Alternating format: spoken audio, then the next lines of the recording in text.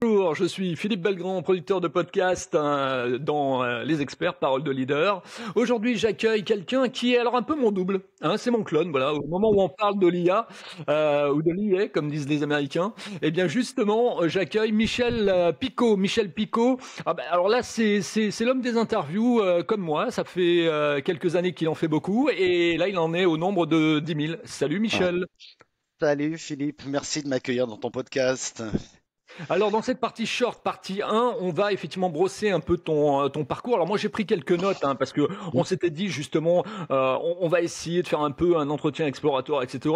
Bon, moi j'ai été un peu me renseigner, j'ai été fouiller un peu, et toi tu es journaliste donc économique, donc tu t'intéresses beaucoup à comment fonctionnent les entreprises, comment elles vivent, comment elles résistent. Ouais, c'est un peu le stress test des banques. Tu regardes si elles peuvent imploser ou si au contraire elles peuvent perdurer. Donc, tu es journaliste. Alors, première question, d'où te vient effectivement cette envie d'être un éclaireur, d'aller un petit peu scruter, de fouiller et d'analyser? Alors je vais aller très loin là si tu me le permets.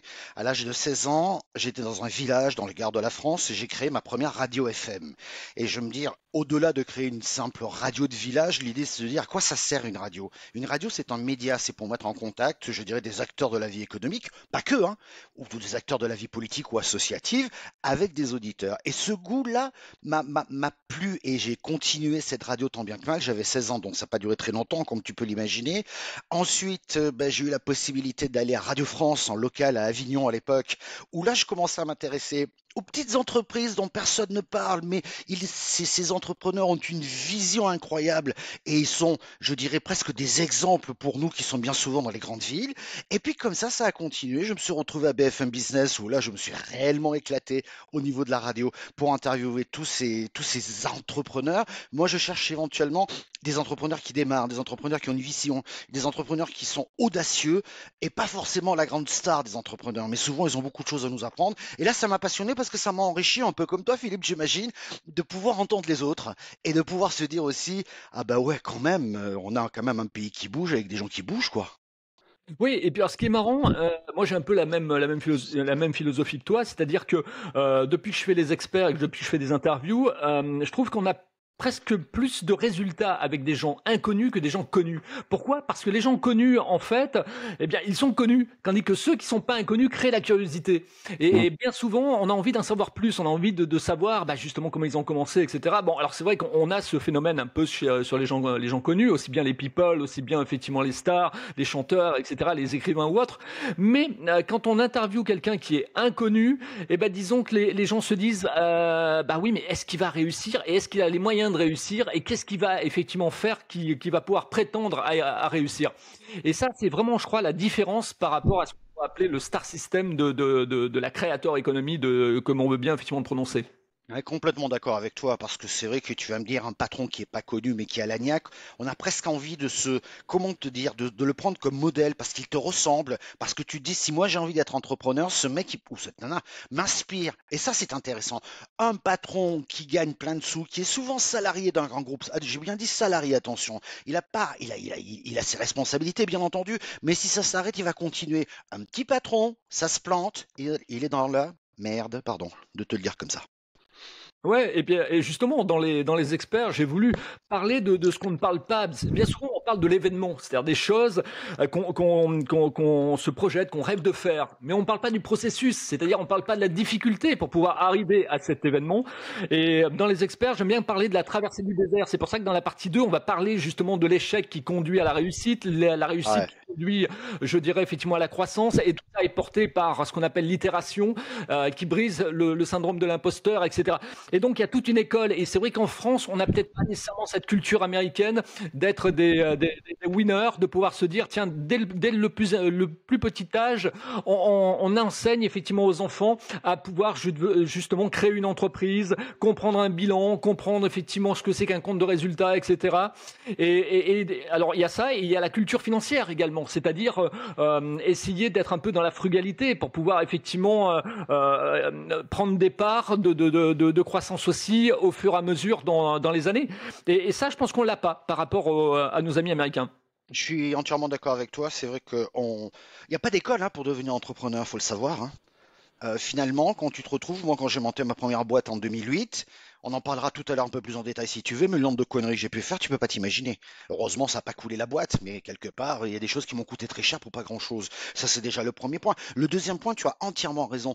Je pense qu'on n'apprend pas assez à l'école, au collège, au lycée, je dirais les rouages un petit peu de l'entrepreneuriat. Et malheureusement, il y a toujours cette image du sale patron qui embauche son père ou ta mère ou ce que tu veux, alors qu'on pourrait peut-être leur donner l'envie de faire. Parce que mine de rien, si c'est compliqué, mais c'est pas l'image et le message que je veux faire passer, être entrepreneur, c'est quand même une liberté incroyable et c'est quand même le pied incroyable. Donc, il est d'accord, il y a des soucis, mais franchement, et je regrette qu'on le dise pas assez, et je regrette même, moi qui ai tendance à faire du media training, pardon, je parle beaucoup, qu'on n'apprenne pas aux enfants à s'exprimer oralement, à raconter une histoire, à parler de leurs passions, peut-être même à fédérer d'autres personnes autour d'elles, qui sont autant d'éléments qui serviront ensuite lorsqu'ils voudront se lancer ou même s'ils dirigent une équipe en tant que salarié au sein même d'une entreprise. Ça n'existe pas. Et je trouve ça un peu dommage parce qu'on a, comme tu disais, les Américains, eux, l'oralité, comme on dit, la culture de la finance, etc. C'est rentré, c'est très clair. Là, nous, on a encore des progrès à faire, franchement. Comme, encore une fois, vu peut-être de l'éducation nationale ou vu peut-être de le patron, c'est un méchant. Il faut pas le voir. Et c'est vrai, alors pour les gens qui nous écoutent et qui nous regardent dans cette partie 1 short, donc de 14 Ouais, minutes, tu as parlé de média training. Alors le média training, pour les gens qui ne connaisseraient pas, c'est en fait l'entraînement à la communication. C'est-à-dire que ça vous permet, par exemple, de savoir mieux communiquer, de répondre à un média, un journaliste, etc., de prendre les codes, effectivement, des médias, et donc de savoir être à l'aise devant un micro, devant une caméra. C'est vrai que ça sculpte, en fait, votre personnalité médiatique pour que votre message soit le plus clair possible et le plus intelligible possible. Alors, c'est vrai que on parlait donc de la difficulté d'entreprendre la traversée du désert. Il y a quelque chose également qui revient beaucoup, bien souvent dans les interviews, c'est, je dirais, comment dire, l'étiquette en France. Voilà, on est au pays des étiquettes. C'est-à-dire, tu plantes une boîte, c'est fini, terminé. T'es un mauvais, t'es un ouais, cancre, ouais, ouais. voilà, t'es un reclus. On te met effectivement au coin et c'est fini. Tu n'es plus capable de faire. Aux États-Unis, tu plantes une boîte. En Angleterre, tu plantes une boîte. Dans la seconde, effectivement, qui suit, tu peux recréer une Mm. autre boîte ou recréer effectivement ta boîte. Ouais, ouais, ouais. C'est vrai, c'était vrai. Si tu rencontres la nouvelle génération, ces start-upers qui sont devenus aujourd'hui des sociétés, je dirais, un peu construites, où la plupart ont déjà revendu pour faire autre chose à côté, je veux dire, on accepte davantage l'échec. Voilà, on pense que ça fait partie de la vie. La vie, ce sont des échecs, mais ce sont aussi des réussites. Et souvent, comme tu le disais, dans les pays anglo-saxons, on se dit que si tu as commis une erreur, donc tu as connu un échec, tu ne recommettras pas la deuxième erreur. Tu la recommettras pas, tu la referas pas. Et donc, comme ça, tu apprends. Je, j'ai vraiment le sentiment par rapport à tous les entrepreneurs que je vois, qu'ils ont admis cette idée. Et je dis souvent aux gens, j'ai dit, mais c'est facile de critiquer ceux qui se sont plantés. Qu'est-ce que vous avez fait, vous? Ceux qui ne tentent rien ne risquent rien. Ouais, tout à fait. Mais je pense, moi, je parlais plus de ça dans le côté société civile, si tu Oui, veux. non, non, non, mais c'est clair, mais le problème, c'est que qui va te critiquer parce que tu as coulé? C'est souvent quelqu'un qui est tranquille avec son salariat, ses congés payés, ce que tu veux. Là, il est tranquille. Moi, je me souviens quand j'ai monté ma boîte, ma famille même me disait, mais tu vas voir, ça va te coûter un bras, tu vas pas y arriver. Ça va, quoi. Faudrait qu'à un moment on encourage plutôt. Et donc ça existe aussi. Mais c'est vrai que dans la société, on est quand même dans un pays d'étiquette, hein, dans ce pays, hein. Moi, quand j'ai commencé à BFM, je m'occupais à l'époque des médias. Donc voilà, c'était ma chronique. Du coup, tout le monde pensait que je ne faisais que du média, que j'étais capable que faire du média et rien d'autre. Non, mec, je suis capable aussi de faire de l'écho, de parler des TPE, des PME, voilà. Et ça, c'est terrible. Mais on est comme ça. Il faut qu'on colle une étiquette avant même d'essayer de s'enseigner, je dirais, sur, je vais pas dire le talent, mais sur l'envie de la personne et peut-être même sur ses performances ou compétences, mais qu'elle n'a pas osé avouer à un moment donné. Et se planter fait partie de la vie.